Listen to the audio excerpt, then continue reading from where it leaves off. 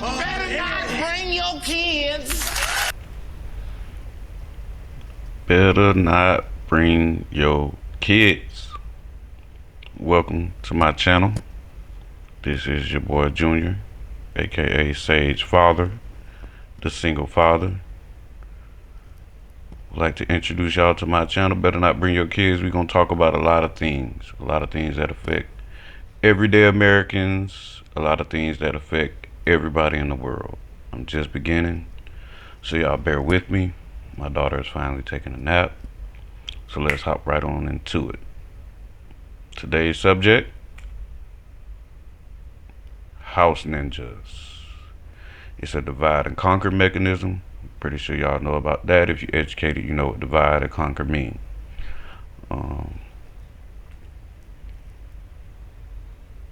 So we're gonna start with a short video, give you an example of what a house ninja is. This house ninja is on attack. You're a pastor, right? Yes. And you're a radio host? Yes. Okay. And you said you believe white people should have more children? We definitely need white babies.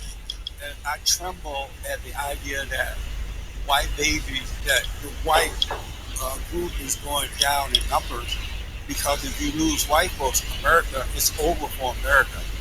Because if you notice, white people tend to be more innovative. Now y'all notice how crazy everybody looking. They're more creative. They have ideas about things. All these other races don't do nothing but destroy. Dr. Phil got his mouth open. Like, why?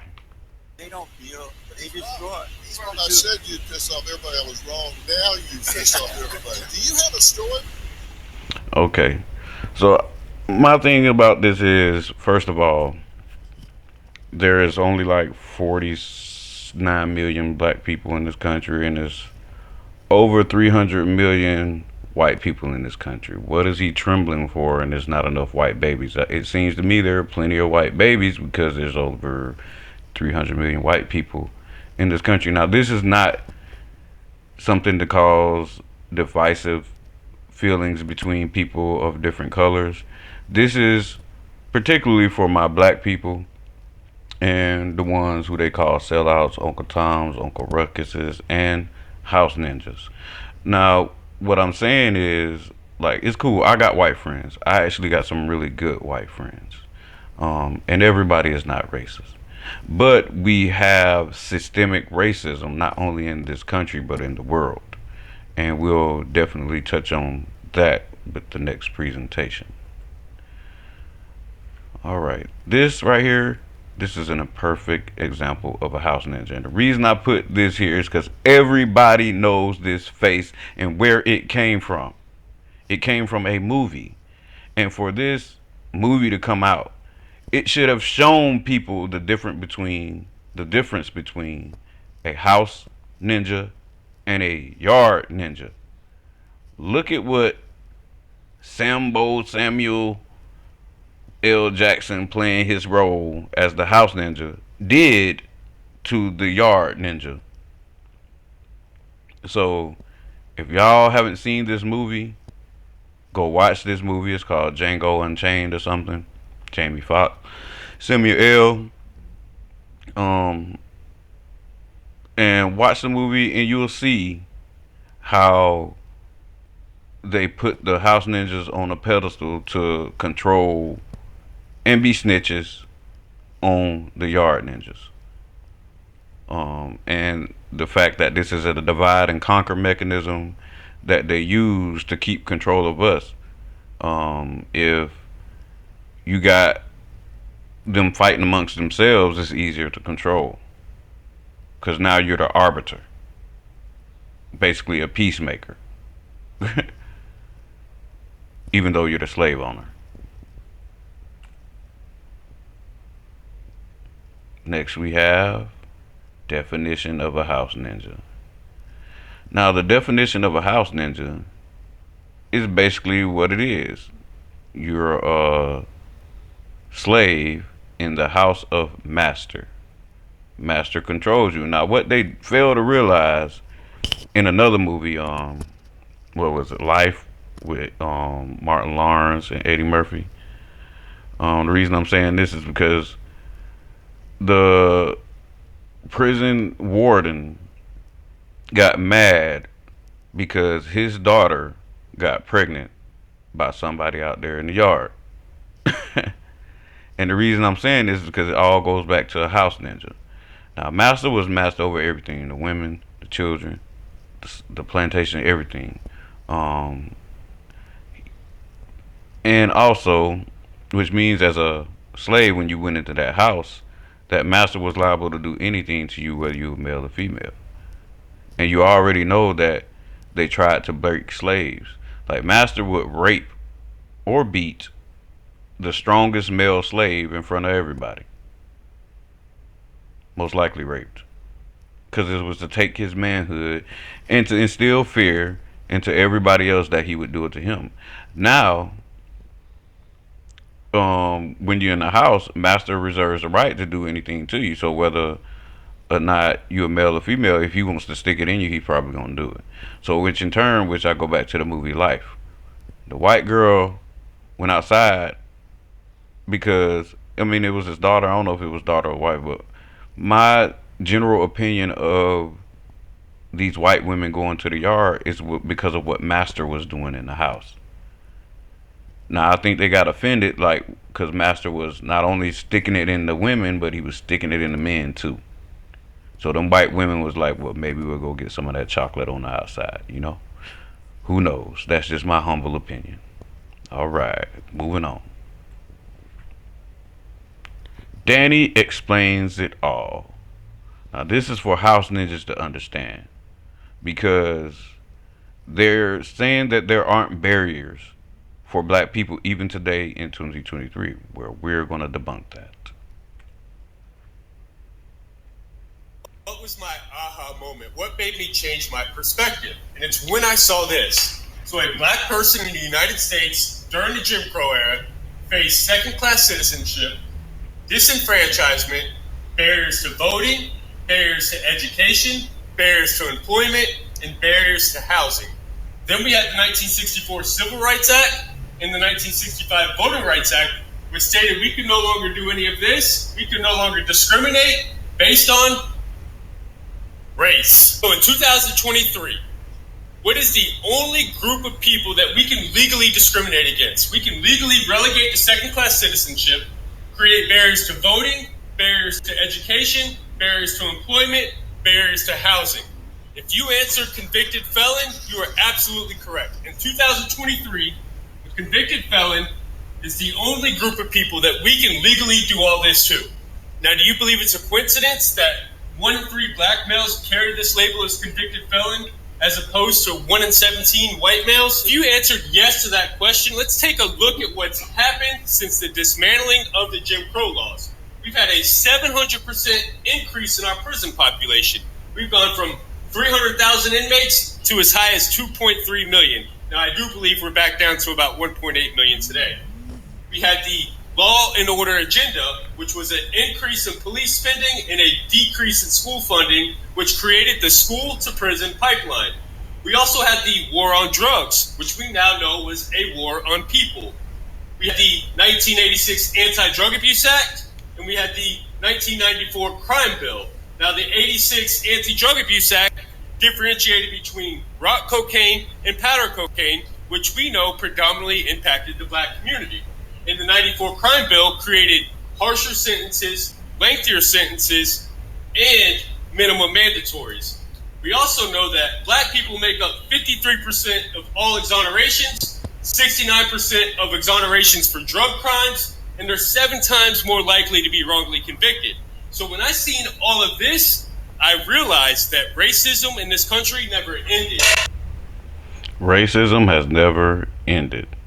But the house ninjas think it have, because they all brainwashed and they're trying to be gatekeepers for this systemic racism that is going on. And it's all across the board, whether it's the financial discrimination with the financial system of America and generally of the world, because look at what France is mad because these Africans is kicking them out. Well, get off these people land. Go back to France, where you're from. That's all I got to say. If you're telling people to go back to Africa, leave them people alone and let them people have their wealth so they can build their countries into first world countries like we have, instead of you taking their wealth for yourself and leaving them starving. They are human too. And the other thing is, he said something about the crime bill. The crime bill was done by our current president. Thank you, Creepy Joe. And they want to say that Donald Trump is racist, but he didn't make the crime bill. And we all know what the crime bill targets. And then, okay, I'm a product of the war on drugs when the CIA dropped cocaine, crack cocaine, because we know black people wasn't making no rocks. We weren't bringing in all the cocaine from all these other countries. Even Tom Cruise made a movie about him being a CIA agent, based upon a true story that was helping the cartels traffic this stuff. And we all know about the Contras in Nicaragua or whatever, you know what I'm saying? And then Bill Clinton in Arkansas. We everybody knows about this stuff. But they'll take people's channels down, but they still have these criminals out here, like, you know, and they get all the money and all the fanfare, even though they've murdered people, killed people, and drug trafficking or whatever. But and they say Donald Trump is a racist, and I don't get it. But and I'm a black man. I'm just stating the obvious. And like I said, I was a product of the crack era because my parents became drug addicts and it ruined my family, and I was taken away from my mother and put in foster care, and that was abusive. And then I got adopted, and that was abusive in so many ways. So it's just like, I would rather my parents have not been on crack and I stayed with my mother and my father. But because um people that are impoverished are susceptible to a lot of things that rich people aren't, because rich people have money so they can go do whatever, but poor people are struggling, so they do you know stuff that's not particularly savory in life. And also, with that being said, I know that it ruined a lot of people's lives, and it was something that the government was involved in. And he also mentioned a lot of other things, but this is particularly to explain to people that racism still exists. To these house ninjas, that racism still exists, and this is coming from a person that is Caucasian. Um, on to the next. What house ninjas forget? Okay, now this right here, it has a lot to do with racism, because all of these on here were massacres, and there was really no justice for all of these massacres. Hundreds of years later, some of them was acknowledged like 100 years later, and people got restitution, whatever. I think it was the Rosewood people. But you got New York, Louisiana, Mississippi, North Carolina, Florida, Georgia, Oklahoma, Red Summer with Washington D.C., Chicago, Omaha, and that's supposed to be Elaine, Arkansas. Sorry for my typo, y'all. Um, Colfax, Louisiana. All these people um rioted and attacked black people out of hate. It wasn't because black people did anything wrong. They didn't like them. They were also accusing black people of a lot of things that they weren't doing, and they would just kill them. And it was sanctioned by the government half the damn time, because who was in control of the government? So I'll leave it at that. All this stuff you can go research for yourself. The numbers are shaky because it was so long ago, and there's no really verifiable, numbers that are consistent. Some of these are estimates, but we all know that most of the deaths were not even reported. We all know how that go. Okay, so on to the next. And I just don't want house ninjas to forget that they just indiscriminately with impunity killed people, and it still goes on today. We're going to talk about that in another presentation. Stats for House Ninja, and this is for everybody. So, okay, if 63% of the households are white and they have 82% of the wealth, black people 14%, 4% of the wealth. You see the disparity. You don't even have to explain this. Everybody already knows what's going on. And I tell people, you got to understand, white people are so rich because they slaved not only black folk, but each other sometimes. And they gradually stopped slaving each other because they found it more profitable to slave black people because they were better soldiers and better workers because they were stronger. They were superior and could take more crap, basically. You know what I'm saying? So they would rather use them. And not only that, if we're gonna talk about, the slavery, which I'll have to do that, the history of slavery one day. But it was the Arabs who really slaved the black people first, and they hate our guts. And it graduated, during the Crusades and all that stuff to the white people. They just learned how to do it better. On to the next. So this right here is the total number of race bias incidents. So as you can see that there is more anti-blackness than anything. And as far as I'm concerned, everybody needs to shut up about black people being racist towards anybody else, because we don't even, like, first of all, white people don't even get mad when you call them cracker. They probably laugh it off. But most of the so-called black racism towards white people is not black racism. It's a reaction to the racist things that happen to them. It's reactionary. And we all know Newton's third law of motion: for every action there is an equal and opposite reaction. What make you think nobody ain't gonna react to racism towards them? And the majority of the time, which we see in this chart, it happens towards who? So the Asians need to shut up, the Latinos need to shut up, and the white people need to shut up, because all the hate is going towards black people. Case dismissed. Next. And here we go, the chronology of major racial ethnic segregation strategies, laws, and Supreme Court decisions. Now y'all can take the time out to like pause this and look at this. But all this, no matter what laws they passed, they had something to counteract that. So no matter if the laws were passed, it was already counteracted by some kind of policy, or some kind of, person in power was doing the wrong thing, regardless. And it wasn't checked. It wasn't enforced. Half these laws weren't enforced. But this is a lot of stuff that black people went through, and even to present day. We have modern lending discrimination and steering. District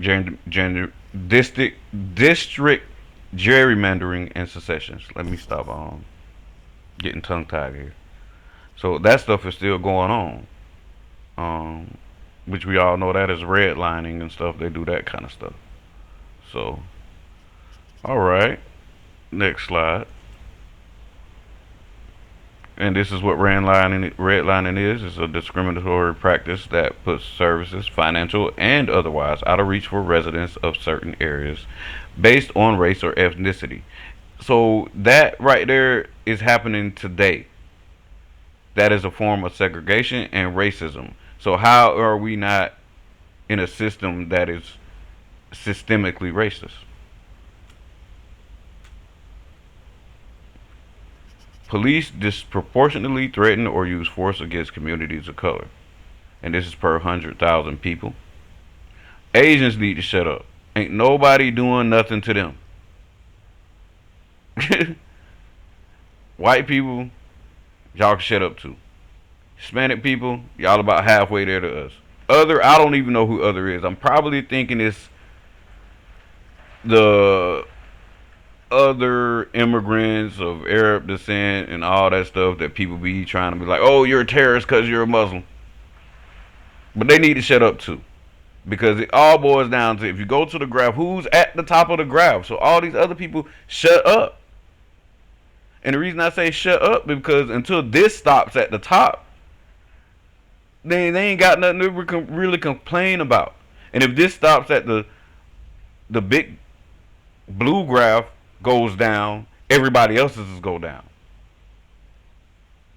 I bet you it'll happen like that, like a domino effect. Here we have exonerations. Now, they always talk about, well, black people commit more crimes than disproportionately commit more crimes, even though we're a small and minority of the country and all this bull crap. Wrong answer.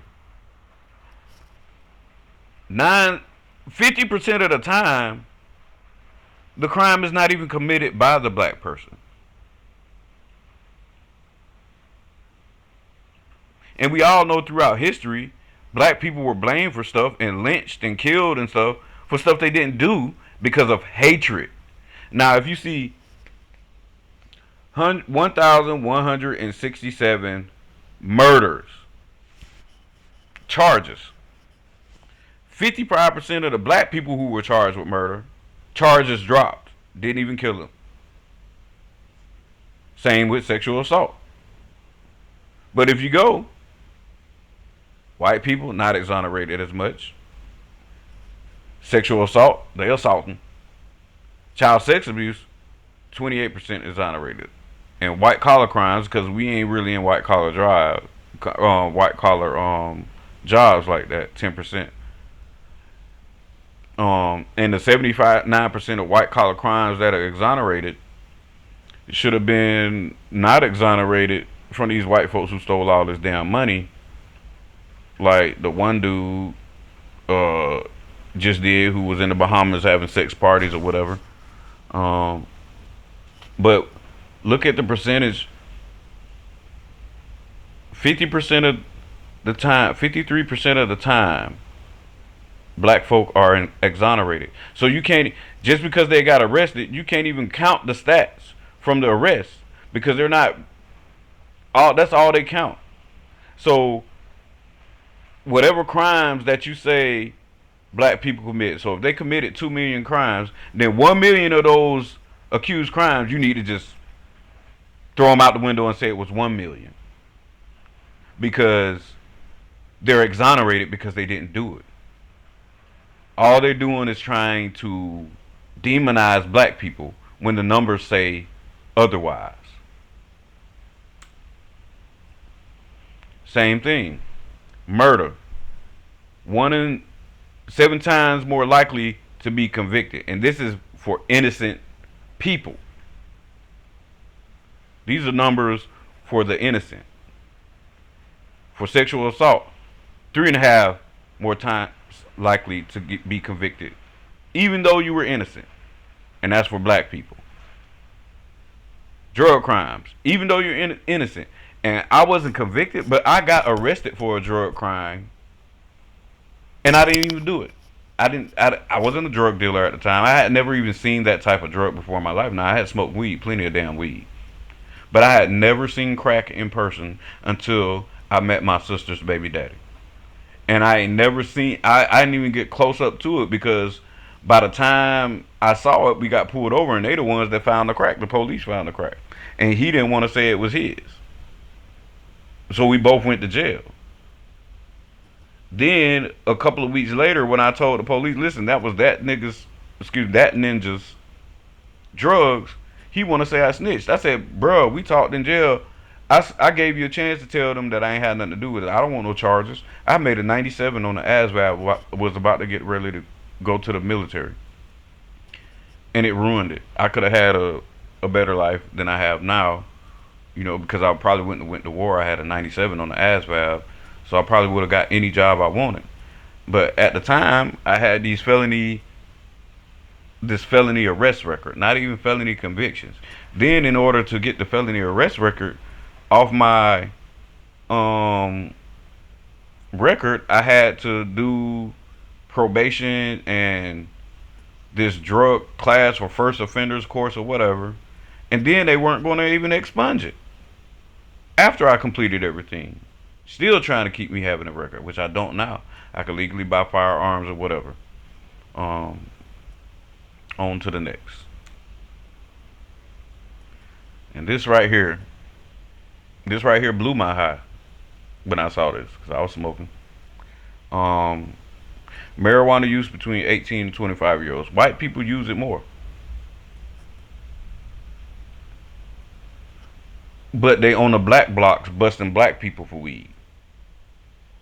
I don't see a whole bunch of white kids getting arrested for weed. But the black kids are. And the white kids are using it more. Make it make sense. And don't you house ninjas forget. This is what they used to do.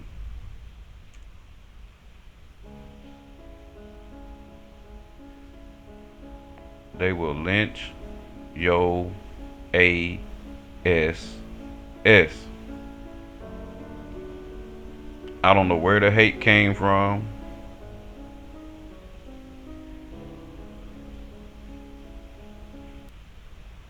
But that's what they do, man. And they legally doing it by police officers lynching them in the streets, putting it on TV. They just ain't using a tree and a rope.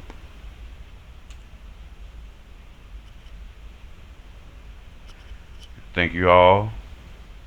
I really appreciate y'all watching this presentation. And I'm a single father. If you would like to help me out, I'm really struggling. It was hard for me to get a job. Well, it wasn't hard for me to get a job. Well, it was hard for me to get a job because nobody wants to work with my schedule as a single parent. I live alone with my 3-year-old daughter. So I started this YouTube channel to hopefully make our life better. And every job, it's just been so hard to keep a job trying to take care of my child by myself. And don't get me wrong, I've worked since I was 15 years old. And I just stopped working a couple of months ago, trying to figure things out or I was looking for a job, but it seems like every job wanted my schedule to be so crazy, and I don't have nobody to support me like that. I don't have people that'll watch my daughter or anything like that. Like I said, I went through foster care, estranged from the family, all kind of things are going on in my life, but it's just me and my daughter. I made this little mosaic of her picture. She's very beautiful. Hopefully I can get enough money to get her portfolio done so she loves to take selfies. And I got a talent agent for her. I just need to get the portfolio done. Currently behind on rent, and I don't want to get evicted. So, if anyone, feel free to help us out if you can. And I don't have any subscribers, so like, share, and subscribe. Trying to get this channel on and popping. I'm working on my next presentation, and I'll give you a heads up. It's going to be about police brutality. And if you got any ideas, like, share, subscribe, comment, let me know what you think. And if you got any subjects you want me to touch on and talk about, please feel free to let me know in the comments. Y'all have a wonderful life, and thank you very much.